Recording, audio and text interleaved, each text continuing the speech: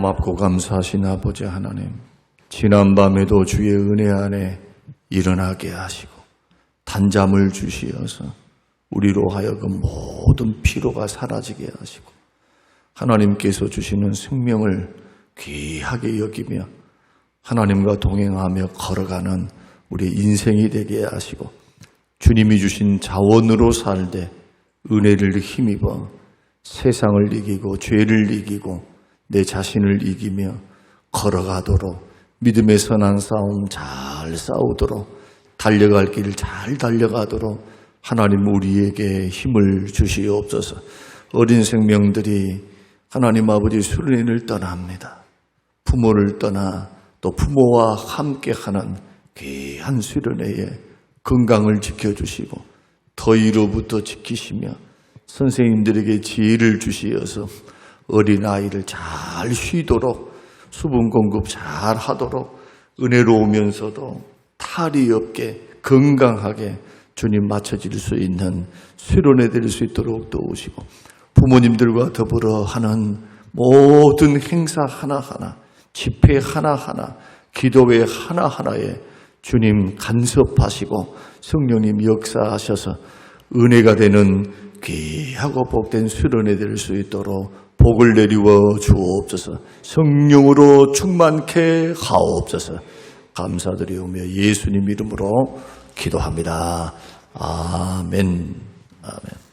요한복음 7장 6절에서 9절 말씀.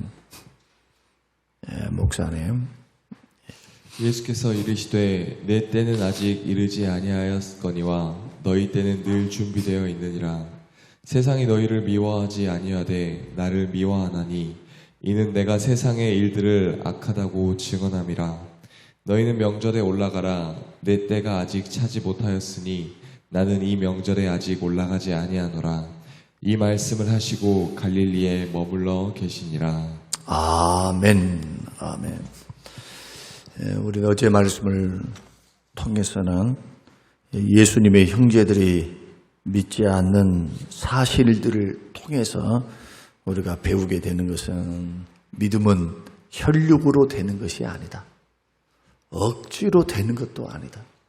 그러나 예수 그리스도를 믿는 그 믿음은 말씀을 들을 때에 하나님이 역사하사 생기게 하는 것이기 때문에 듣기 싫어도 부지런히 아이들에게 가르쳐야 합니다.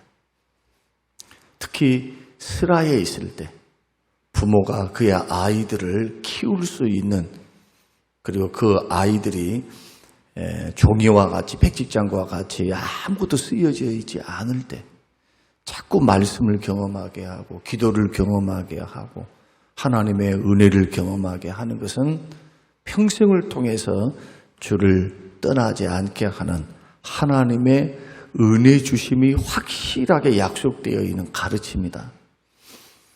그래서 혈육으로 되는 것은 아니지만 그러나 우리는 부지런히 가르쳐야 합니다. 교회 나온 아이들이 믿음 안에서 성장하도록 믿음에서 커갈 수 있도록 성령께서 믿음을 주시도록 결국 부모가 잘 가르쳐서도 아니고 또 목사가 잘 가르쳐서가 아니라 1차적으로는 하나님의 은혜 주심이에요. 언제나 그걸 기억하셔야 됩니다. 하나님의 은혜 주심, 주의 붙드심, 성령의 역사가 아니면 아무 일도 일어나지 않습니다. 그 역사를 의지하면서 기도하는 마음으로 아이를 가르치는 거예요. 아이를. 말씀을 증거하는 거예요. 설교를 할 때도 목사가 자기의 실력을 뽐내고 자기의 지혜를 뽐내고 자기의 학력을 뽐내면서 설교 막 해서 사람을 선동하고 사람에게 울고 웃게 하고 할 수 있어요. 은사를 따라서. 근데 그 가운데는 반드시 성령의 역사가 뒤따라야 하기 때문에 그래서 목회자는 설교를 준비하고 기도하면서 설교 준비하고 묵상하고 설교단에 올라올 때도 자기를 의지해서 올라오지 않습니다.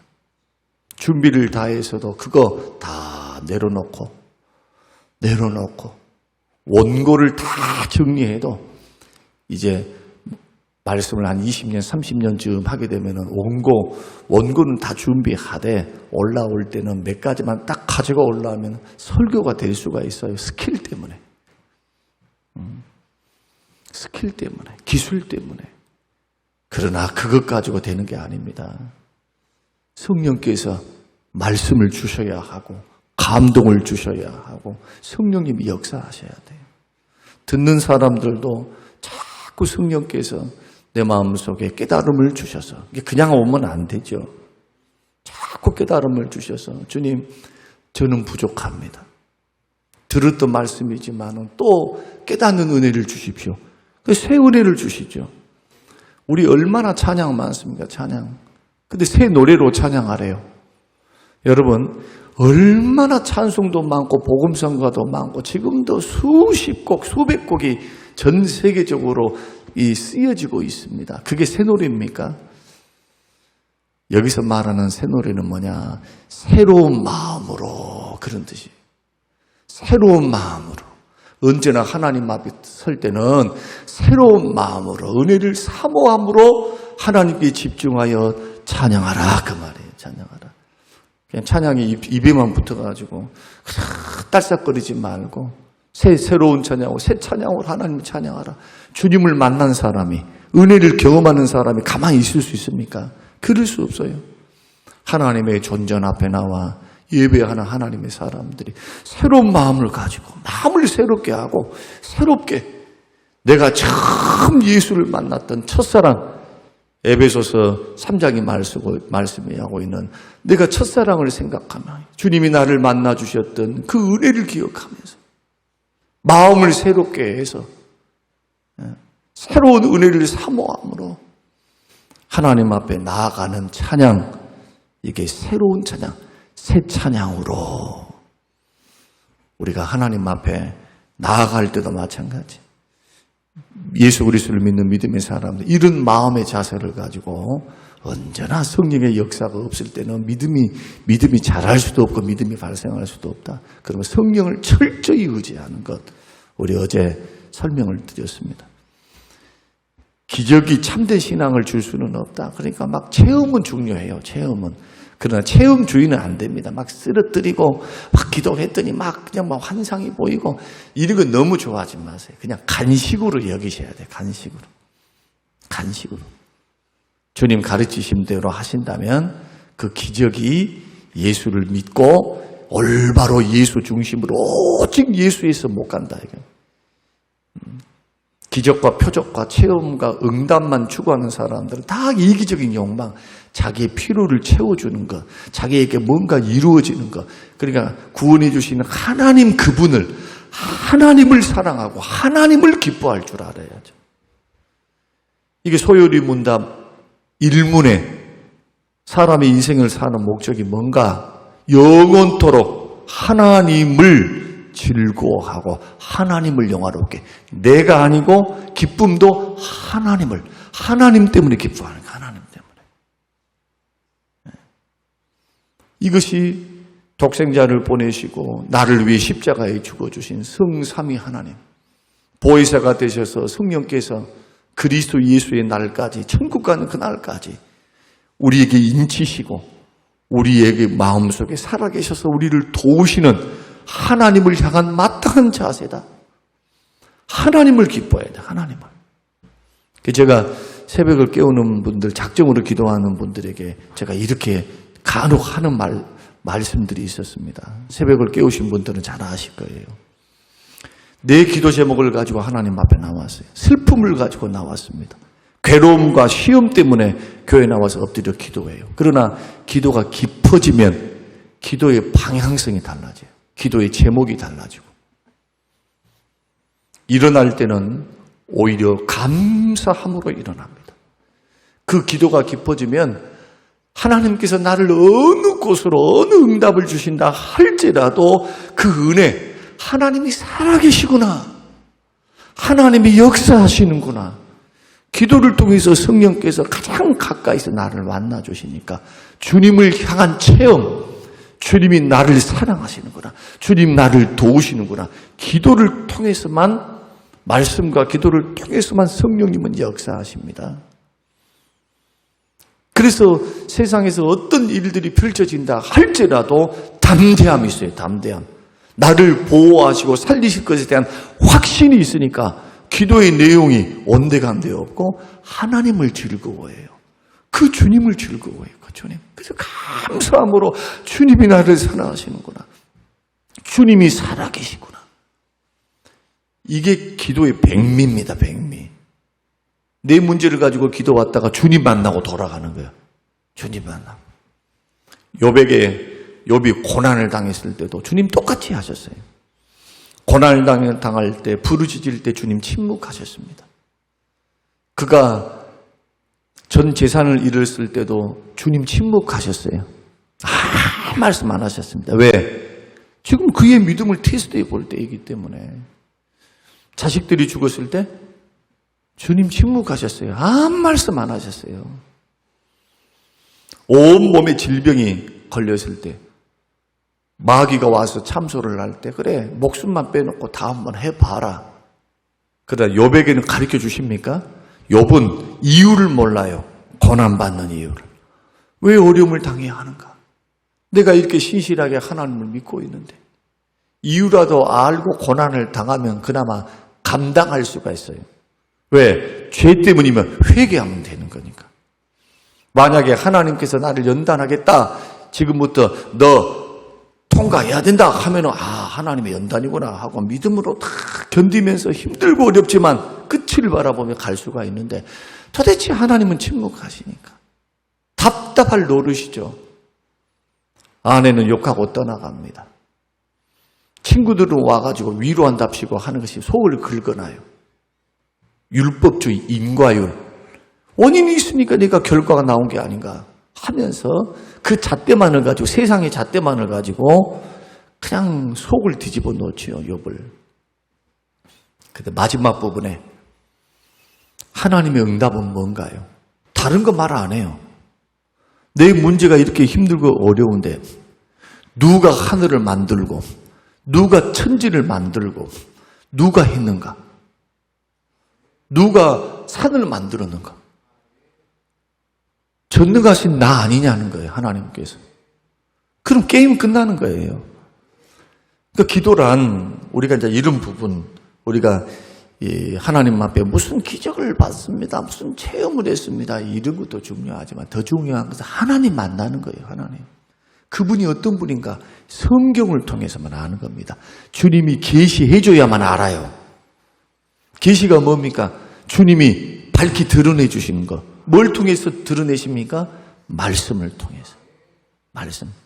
주님의 말씀을 들었던 사람은 딱 두 종류로 나누어져요. 하나는 회개하고 돌아온 자. 하나는 말씀 이해하지 못한다. 도대체 신성 모독이도다. 하고 흠잡고 주님 떠나서 멸망의 길로 걸어가는 사람. 두 종류밖에 없어요. 두 종류. 우리는 어제 말씀을 통해서 이 부분들을 굉장히 중요한 부분이기 때문에 다시 한번 반복하는데 그래서 성령을 받아야 바른 믿음을 가지고 성령 섬길 수 있으니까 언제나 내가 여름 수련회를 할 수도 있고 5년쯤 하다 보면은 그 레파토리가 비슷해요. 교회 일이라고 하는 것은 레파토리가 비슷해. 뭐 새로운 것이 없어. 해 아래 새로운 것이. 그러니까 교회를 한 5년에서 10년쯤 다니면 그냥 다 그려져. 이때는 이렇게 일하고 저때는 저렇게 일을 하고. 그럼 뭘 놓쳐버릴까요? 익숙해지니까 기도를 놓쳐요. 기도. 성령의 역사, 성령을 의지하는 마음. 여러분 목회자도 마찬가지인데요. 스킬로만 일을 하고 일을 하는 사람은 오래 못 갑니다. 감동을 줄 수가 없어요. 선한 영향력을 줄 수가 없어요. 일은 잘했다 박수는 쳐.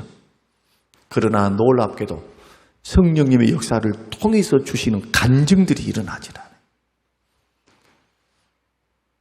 여러분, 저와 여러분이 성령의 사람이 되시기를 주의 이름으로 축원합니다. 성령의 사람이 꼭 되세요. 얼마나 성령님 신비하신 분인가 몰라요. 내 이성을 초월해서 역사하신 분이에요. 합리와 논리만 가지고 역사하지 않습니다. 신비해요. 담대하게 그러한 하나님의 은혜를 체험하고 소소하고 작지만은 그 가운데서 하나님이 살아계시구나, 성령님이 역사하셨구나, 이런 분들은요 마음속에 은혜가 있어요. 은혜가. 왜? 신앙생활이 형식적으로만 되지 않습니다. 주님이 살아서 지금도 역사하시는데 신앙생활을 이렇게 하셔야 돼요. 그래야지 사색적 이 성경을 압니다. 성경 말씀을 또 설교하면 나 아는데 무슨 들었는데 이런 말 안 한다고, 이런 말.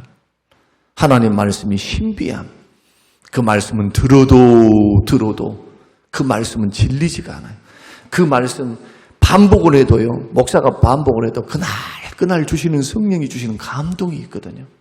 제가 준비를 하면서도 그 준비를 하면서 주시는 그 은혜들을 막 생각을 통해서 마음을 통해서 감동을 깨닫게 하시면 그것이 얼마나 은혜가 되는지 몰라. 그런 은혜로 전달을 하면 성도님들도 은혜를 받아. 그런데 탁상 공론을 가지고만 하면 딱딱해가지고 성도님들의 마음에 움직이지도 않아요. 반드시 성령으로 여러분 승리하시기를 주의 이름으로 축원합니다. 그리고 기도 열심히 하세요. 기도. 승리의 기도, 말씀과 기도밖에 없어요. 자, 오늘은 주님이 이렇게 말씀하십니다. 여러분아, 잘 읽으셨으니까 형제들이, 자기의 형제들, 친형제들이 아니 어떻게 큰일을 할 사람이 스스로 나타나기를 원하면서 숨어있는 사람 봤습니까? 총구석에 계시지 마시고 저 중앙 무대로 가십시오. 그런 말씀이에요. 그런데 예수님은 형제들의 믿음 없음을 아십니다. 오늘 본문 말씀만 나온 게 아니고 예수님이 갈릴리 지역에서 어느 집에서 병을 고치고 계실 때, 말씀을 증거하시고 병을 고치고 계실 때 예수님의 형제들이 찾아왔습니다. 모친이 찾아왔습니다. 그 어머니는 뭐가 있습니까? 어머니는 믿음이 있어요. 자기가 남자를 모르고 성령으로 잉태되었고 하나님께 천사를 통해서 계시하셨으니까 믿음이 있어요. 그러나 요셉을 통해서 낳은 자식들은 믿음이 없죠. 왜? 30살까지는 다 우리와 똑같이 밥 먹고 같이 웃고 놀고, 그러나 믿음 좋다 이 정도로 생각했겠죠. 율법을 다 지켰으니까 참 신실하구나 이 정도로 느꼈지, 그분이 메시아요 하나님을 생각하지 않는 거죠. 그러니까 찾아와가지고 예수님을 만나려고 합니다. 이유가 뭡니까? 미쳤다고. 예수님은 미쳤다고 생각하는 거예요. 얼마나 놀랍습니까? 그때 예수님이 단칼에 거절하십니다. 누가 나의 모친이며 누가 나의 형제냐? 예수 믿는 사람들이다. 나의 모친이 누구이고 나의 형제가 누구인가? 예수 그리스도를 믿는 사람.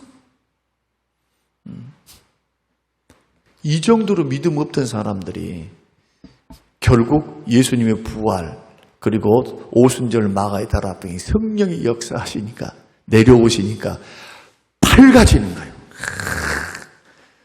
우리 예수님이 성령으로 잉태된 하나님의 아들이었구나.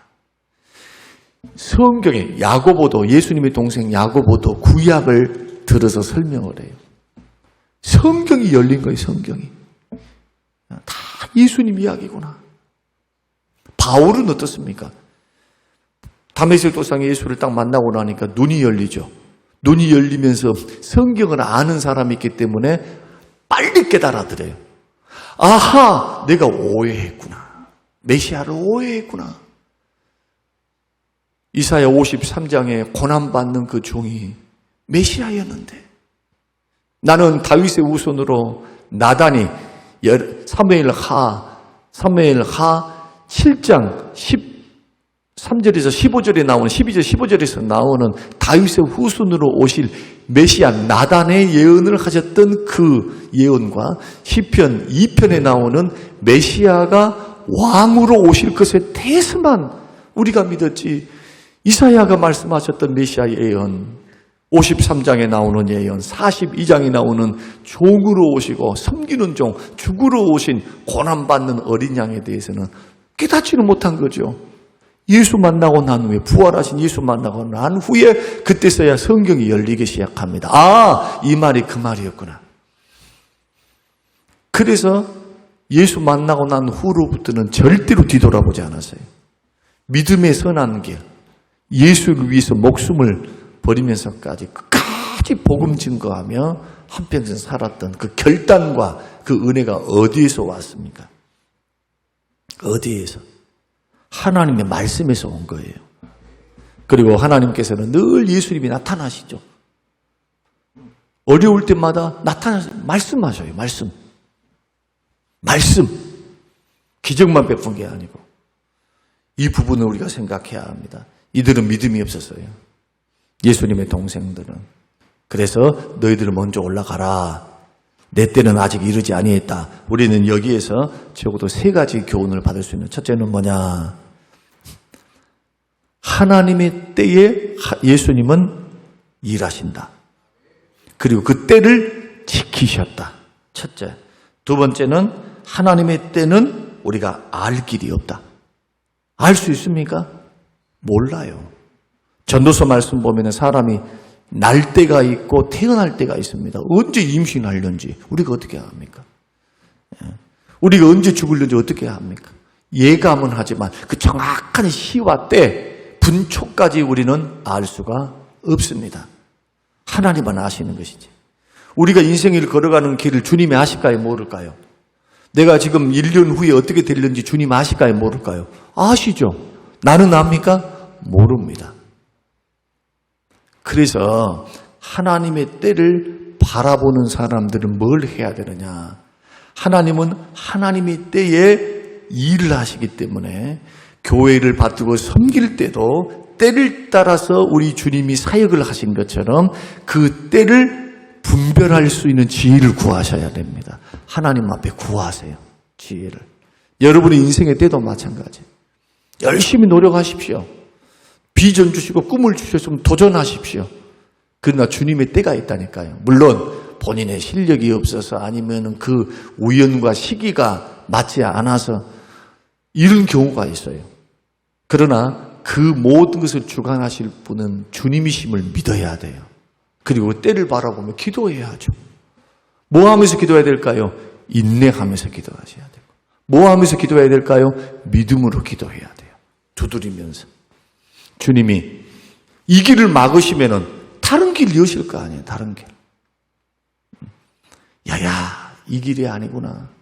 다른 길을 통해서 너는 그 길을 감당하라 하면 아멘 하면서 또 그 길을 따라서 걸어가면 하나님이 길을 열어주심이 있어요. 저도 목회를 하면서 또 어려운 수술부터 시작해서 하는 거 보니까 참 우리 가정에 우리 자녀들도 근본에 와서 같이 이제 삶을 나누고 하는데 우리 자녀들이 하는 일들도 가만 봐도 주님은 우리의 성격을 너무 잘 알아요.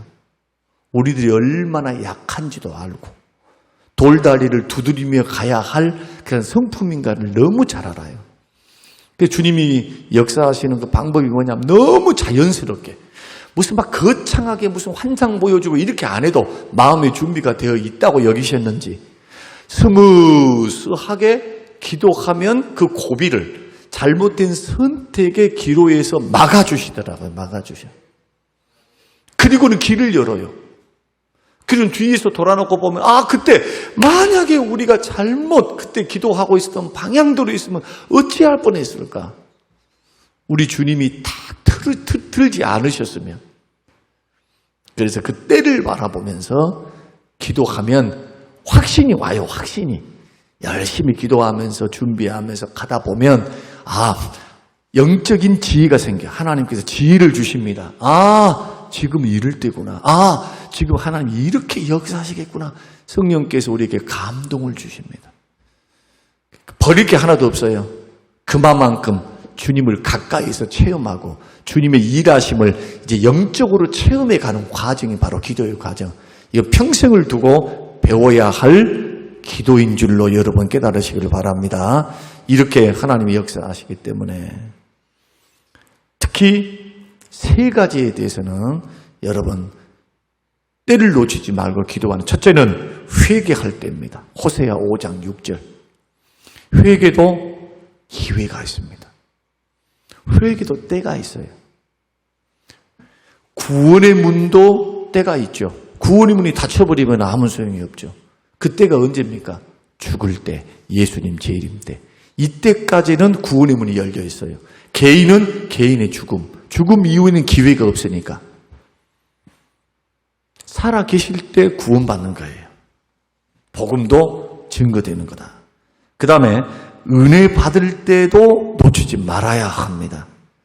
여러분 은혜 받지 않고 어떻게 삽니까? 은혜가 공급이 안 되는데 목말라하고 어떻게 살아요? 예수 믿는 사람들은 주의 은혜를 날마다 공급받아야 됩니다. 날마다. 다윗이 고백한 것처럼 날마다 내 영혼이 주의 은혜 안에서 새로워지도록. 왜 다윗이 성전에 문지기라도 줬사오니 왜 문지기로 살더라도 주의 전에 살기를 원했을까요? 뭐 때문일까요? 주님을 만나서 은혜 받기 때문에 그래요. 주님이 주시는 은혜는 세상이 주는 그 은혜와 세상이 주는 평안과 기쁨과 다릅니다. 그러니까 하나님의 은혜를 맛본 사람들은 세상 것을 가지고는 목말라요.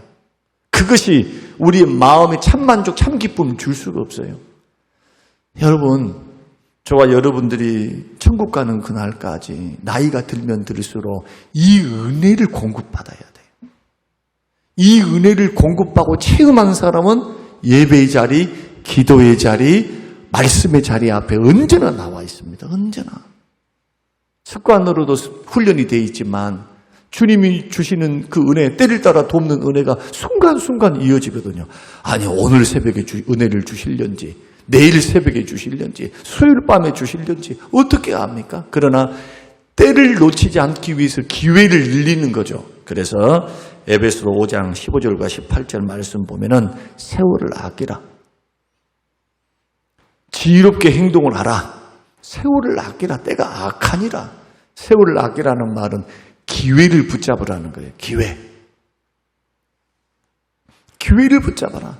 무슨 기회? 주의 뜻을 행할 수 있는 기회. 주의 뜻이 무엇인가 분별하도록 하라. 오직 성령으로 충만함 받으라. 술 취하지 말라. 이는 방탕한 것이니.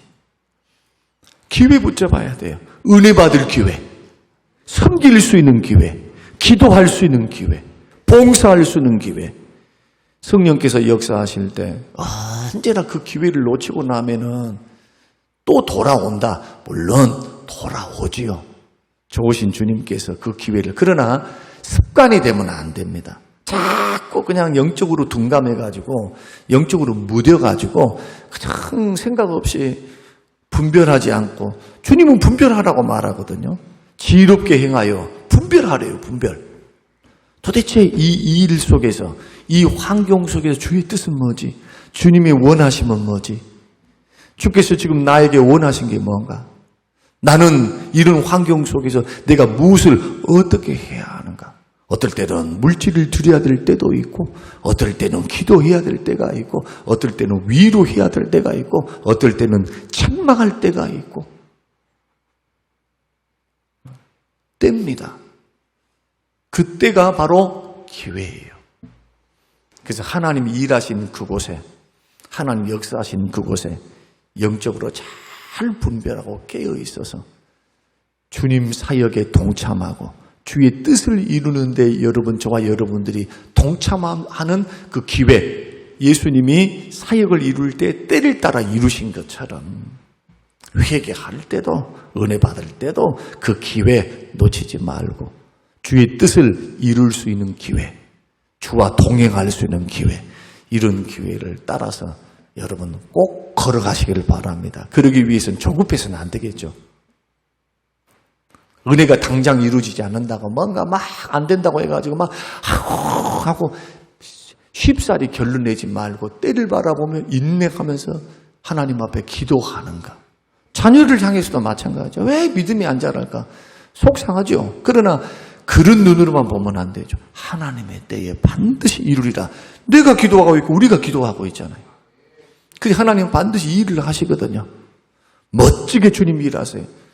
이제 오늘 이찬수 목사님 이야기를 좀 잠깐 하면 제가 즐겨 듣고 좋아하는 목사님이에요. 정말 닮고 싶고 다혈질이에요. 그곳에 부목사님들은 별로 목사님을 안 좋아해요. 그래서 목사님이 하도 그냥 뭐라 하고 막 그러니까 너무 열정적이잖아요. 그래서 한간에 막 이메일로 목사님에 대해서 막 험담하고 막 또라 막 이런 일들이 있기도 했었어요. 그러나 그분이 하는 일들을 가만히 이렇게 보면은 강조점이 그거예요. 하나님이 일하시는 때에 반드시 하나님이 일을 하신 것을 보고 하나님보다 앞서지 가지 않겠다. 주님이 나에게 감동 주시고 주님이 열어주시고 주님이 깨닫게 하셨을 때 주님이 일하시는구나. 아, 이때가 때구나 하면은 뒤로 안 물러선대. 참 그런 부분을 보면서 마늘을 도전받습니다. 그렇게 다혈질이고 그렇게 급하고 그렇게 본인이 뭐 나는 그것을 어느 정도 50% 정도만 믿습니다. 막 이렇게 했다는 게 믿어지지가 않으니까. 그런데 변화시키신 분은 누구냐? 성령 하나님이세요. 성령께서 그렇게 빚어가시잖아요. 오래 기다려줘야 돼요. 참아줘야 돼요.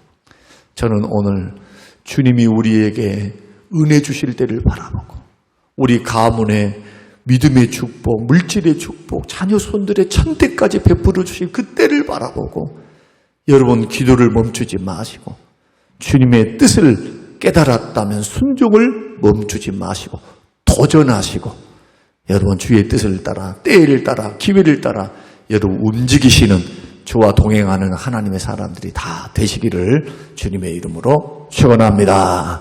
고마우신 아버지 하나님 귀한 말씀 감사합니다. 주시는 귀한 말씀 주님이 행하셨던 대로 우리 모방하며 걸어가기를 원합니다. 주의 때에 움직이시며 사역을 하셨던 우리 주님 멈춰야 될 때는 멈춰야 되며 드러나지 말아야 될 때는 이 일을 내가 했다고 말하지 마라. 주님 감추시면서 그러나 때가 되어서 십자가를 짊어지셨을 때는 당당하게 예루살렘에 입성하셔서 힘들고 어렵지만 겟세마네 동산에서 눈물로 땀을 흘리며 기도하시며 십자가를 짊어지셔서 우리의 구주로 높이 세워지셨던 우리 주님처럼 주님 우리에게 지혜를 주시옵소서. 주여 지혜를 주시옵소서. 때를 분별할 수 있는 지혜, 뜻을 깨달을 수 있는 기회 하는 주님 기회를 놓치지 않는 믿음의 사람 되도록 인내를 주시고 영적인 지혜를 주시옵소서. 감사드리오며 예수님 이름으로 기도합니다. 아멘.